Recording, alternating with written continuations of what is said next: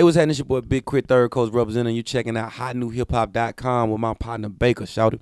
Think Krill's a guy, man, I'll put you in the trunk with these sword. Feel willing, my shot. I'm so prolific with these. What's good, everybody? It's your boy Baker with hotnewhiphop.com. I'm with an artist. He's from the South, Mississippi, to be exact. His first project, K.R.I.T, was here. Yeah. Following up, his favorite old school ride is at 86 Monte Carlo. Yeah. King, remembered in time, Def Jam's on Big K.R.I.T, man. How you feeling, bro? Good, man. I'm good. Don't let me fool you thinking I'm tired. Conserving all my energy for this show that's about to go down. Howard Theater. You know what it is, man. So it's the second day. Second day. Pay attention to it. Pay attention to it. With you and 2-9. Yep.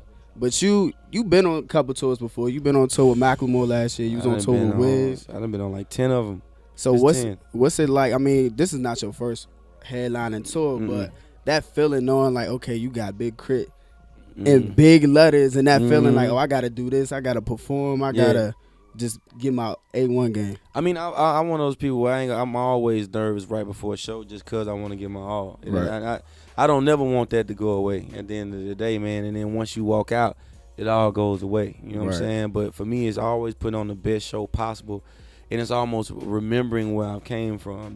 The way the theater looks tonight, it didn't look like that quite last year. And Live from the Underground, it's grown since then. Right. And it's just amazing to see this growth and to still be able to put out the music I put out and people still take to it as they did back in 2010. Yeah, and that's cool that you kept your fans like through this whole time, man, especially with this anticipated album. Oh, yeah. Oh, man, they going to love it. Cadillactica. Yeah. So for those who don't know, like, what was the whole concept? Because of course you created this whole planet. Yeah. So what was the planet that you created? Originally it was like trying to figure out how can I tell the story of the Cadillac, where the Cadillac came from that crash landed on planet Earth. And so obviously it's all from my conscious mind, my thoughts and how I feel. And so I couldn't call it that. And so I had to call it a planet. I called it Cadillactica. And from that point, it's about building life and creating life on this planet. And what is life like on Cadillactica, and telling the entire story from the beginning to end. I think I did a great job of it. I got to work with some great musicians, some producers, features, phenomenal. I think people are going to enjoy just the creativity of it, you know. Let's talk about the features. When the list first came out, it didn't have no features. Yeah. And then like when it came back, we seen Wiz on the E40, B, Devin the Dude. But I want to know, how did you link up with Raphael Saadiq? Oh, man, reached out. It was one of those things where I'm a fan, and I've always been a fan of his music. My dad was one of the first people to put me on to tone and things of that nature. And then listening to Instant Vintage, as I got older, it resonated so much with me, the content. And he's one of the first people I've ever seen to have a tuba in a song. Not much musical, not much going on music-wise at all. A tuba and a piano, and it'd be a hit record. You feel me? Right. And it's just so much soul, and I knew if I went to him, I wouldn't have to sample, that we could create something without one. And he killed it, man. He produced hip-hop beats. They're amazing. And he sung on the record, and it's crazy. Okay, so you got a track on there. It's called King of the South. Yeah. Like, what was the whole meaning behind King of the South? Because, you know, it's Southern. Of course, your style is Southern rap. Yeah. And, you know, right now you hear country, Right. Yeah. So what was the whole concept behind that? I'm just feeling like at this point in my life, especially my name itself stands for King Remembered in Time. Right. But if not now, then when? And finally feeling confident in the kind of music I create, and that I'll never stop creating. I'm only trying to get better at what I do and learning the learning lessons that I've gotten. And to this point, I'm like, I'm ready. You know what I'm saying? And it's not to step on any OG toes or nothing like that. And I know how you could pit somebody against somebody. But first off, Cadillactica is a planet I created from my mind. So why would not be the king of the South? Exactly, right. And then every man's supposed to feel like they're a king of what they do anyway. And that's just where I'm at. Okay, so what have you noticed about your artistry from the last album, King Remembered in Time, until this point right now? I've probably working creatively and staying in that space, not letting business like kind of flood that. Putting myself in a position to have a certain amount of time or a large amount of time to really work on my music. Okay. Because I'm my worst critic, and I always want things to sound a certain way, and I'm a perfectionist, and that takes time. I can't be rushed.